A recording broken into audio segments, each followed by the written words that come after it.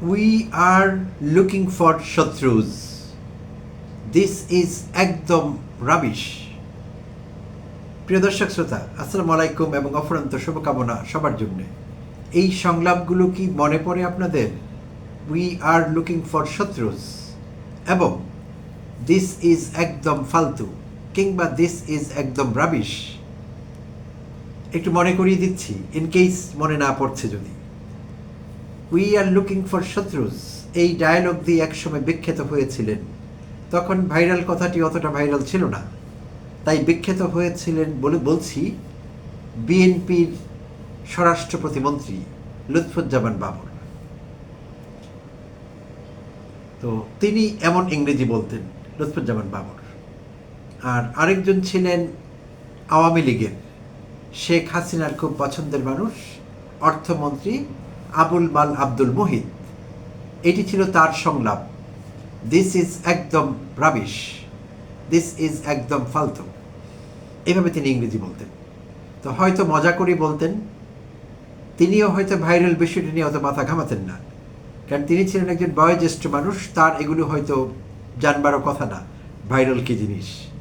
যাই হোক, এটি হয়তো বা তার স্টাইল ছিল, এভাবে তিনি কথা বলতেন। আর লুৎফুজ্জামান বাবর কেন বলেছিলেন শত্রু, সেটা আমরা জানি না। তার কি শত্রুজের ইংরেজি সমার্থক শব্দটি মনে পড়েনি সেই মুহূর্তে, বা কী ছিল বিষয়টি জানা সম্ভব হয়নি। তো গত 16 জুন মঙ্গলবার জাতীয় সংসদে আমরা আরেকটি ঘটনা এমন দেখলাম যেটি এ জাতীয় সব ঘটনাকে ছাড়িয়ে গেছে।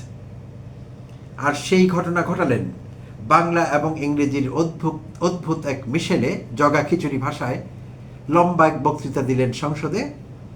বিএনপির সংরক্ষিত নারী আসনের ঝালকাঠি এলাকা থেকে সংরক্ষিত আসন 12-র সংসদ সদস্য, নারী সংসদ সদস্য জেবা আমিন।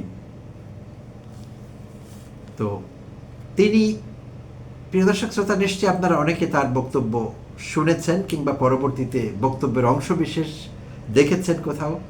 জেবা আমিন খান, তো তিনি কেন দিলেন এমন বক্তব্য? আর তার এই বক্তব্যকে ঘিরে এখন সারা দেশে হচ্ছে ট্রল, আলোচনা, সমালোচনা, মিম, নানা রকম যত যা কিছু হতে পারে সব কিছু হচ্ছে।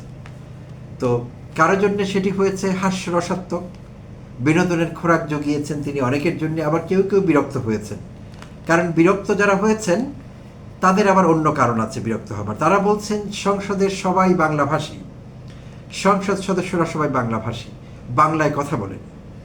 তো জেবা আমিন খানের ইংরেজিতে এরকম লম্বা বক্তব্য, সেটি কতটা অ্যাপ্রোপ্রিয়েট ছিল বাংলাভাষী সাংসদদের জন্য? আর বিষয়টি তো এমনও না, এটি অনেকে বলছেন যে সংসদ সদস্যরা সকলেই ইংরেজি ভালো বুঝেন, বিষয়টি এরকম না। হ্যাঁ, তারা হয়তো সংসদ সদস্য হয়ে গিয়েছেন, সেটি অন্য যোগ্যতা, কিন্তু সকলেই ইংরেজি ভালো জানেন বা সকলেই উচ্চশিক্ষিত, বিষয়টি এরকম না। তাহলে তার সেই বক্তব্য যদি জাতীয় সংসদে দেওয়া হয়ে থাকে আর উদ্দেশ্য যদি সংসদ সদস্যরা হন, তাহলে সেইটি বাংলায় না কেন, ইংরেজিতে কেন? সেটি হোক জগা খিচুড়ি ভাষা কিংবা পিওর ইংলিশ, যেটি হোক না কেন, বাংলায় না কেন? এই প্রশ্নটি অনেকে করছেন। তো হ্যাঁ, এইটিও একটি প্রশ্ন, নিঃসন্দেহে এটি একটি ভ্যালিড কোয়েশ্চেন। তো তার আগে আমরা একটু দেখে নিতে চাই কে এই ভদ্র মহিলা। এই বিষয়ে কথা বলার আগে তার পরিচিতি একটু জেনে নিই। তো ঝালকাঠি থেকে তিনি সংসদ সদস্য নির্বাচিত হয়েছেন, বোঝাই যাচ্ছে ঝালকাঠির মানুষ। তো তার বাবা ছিলেন কনভেনশন মুসলিম লীগের একজন নেতা, আক্তার উদ্দিন আহমেদ, এবং তিনি গভর্নর আব্দুল মোতালেব মালিকের মন্ত্রিসভার বাণিজ্য এবং শিল্পমন্ত্রী ছিলেন 1971-এর সেপ্টেম্বর থেকে ডিসেম্বর পর্যন্ত, খুব অল্প সময়ের জন্য। আর এই জন্যে তিনি স্বাধীনতা উত্তর বাংলাদেশে গ্রেপ্তার হয়েছিলেন। কোলাবোরেটরস অ্যাক্টে পাকিস্তানিদের সহযোগী হিসেবে তাকে গ্রেপ্তার করা হয়, যদিও তিনি 1973-এ সাধারণ ক্ষমায় মুক্তি পান। তাহলে বোঝা গেল জেবা আমিন খান মুসলিম লীগ নেতার কন্যা। তার নিজেরও রাজনৈতিক পরিচয় আছে, বেশ দীর্ঘ। নিজের পরিচয় তিনি কিন্তু এখন পরিচিত। তো তিনি বিএনপির কেন্দ্রীয় নির্বাহী কমিটির একজন সদস্য। শুধু তাই না, তিনি জাতীয় মহিলা দলের ভাইস চেয়ারপারসনদের একজন। নিজ জেলা বরিশালের ঝালকাঠির বিএনপিরও তিনি উল্লেখযোগ্য নেতৃস্থানীয় জায়গায় আছেন।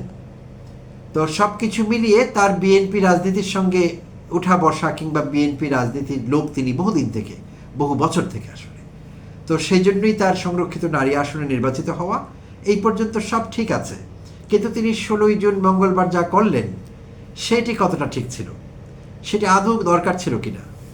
তিনি যে কথাগুলো বলছিলেন, ইন কেস আপনার যদি না শোনা হয়ে থাকে, আমি অল্প একটু সামান্য অংশ তার বক্তব্য থেকে কোট করছি। তিনি বলছিলেন, আই ওয়ান্ট টু থ্যাংক প্রধানমন্ত্রী from my heart. 1600 miles of kacha rastas. The rastas are very, very bad situation. This is due to the durnitis we have seen from the previous regime.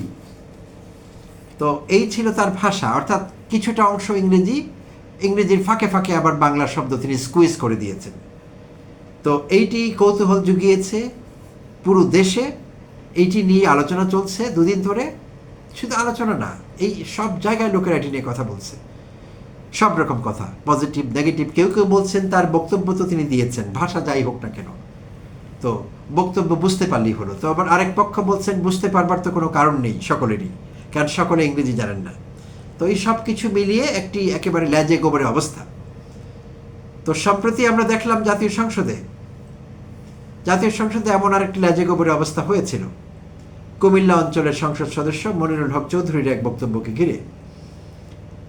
তো এইটি আসলে জাতীয় সংসদের একটি dignity থাকা দরকার আলাদাভাবে, এটি হাসি ঠাট্টার কোনো জায়গা নয়। তো জেবা আমিন খান আসলে কি চেয়েছিলেন? তিনি কি ইচ্ছে করে ট্রলড হতে চেয়েছিলেন, ভাইরাল হতে চেয়েছিলেন? যদি তিনি তাই চেয়ে থাকেন তাহলে তার ইচ্ছে পূরণ হয়েছে, এটি বলাই যায়। আর তিনি এমনটি চাইবেন কেন? জাতীয় সংসদ একটি সিরিয়াস জায়গা, এখানে জাতির নীতি নির্ধারণী জায়গা, আইন প্রণয়ন করেন জাতীয় সংসদের সদস্যরা।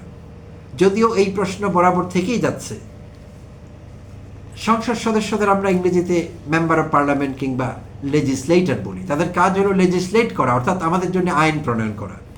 বাট এটি আমাদের দুর্ভাগ্য, আমাদের কোনো জাতীয় সংসদেই সবসময় আমরা এই কথা বলতে পারবো না যে আমাদের সংসদ সদস্যরা যারাই নির্বাচিত হয়েছেন তারা সকলেই আইন প্রণেতা হবার যোগ্যতা তাদের ছিল, সে কথা আমরা বলতে পারবো না, এখনো বলতে পারছি না।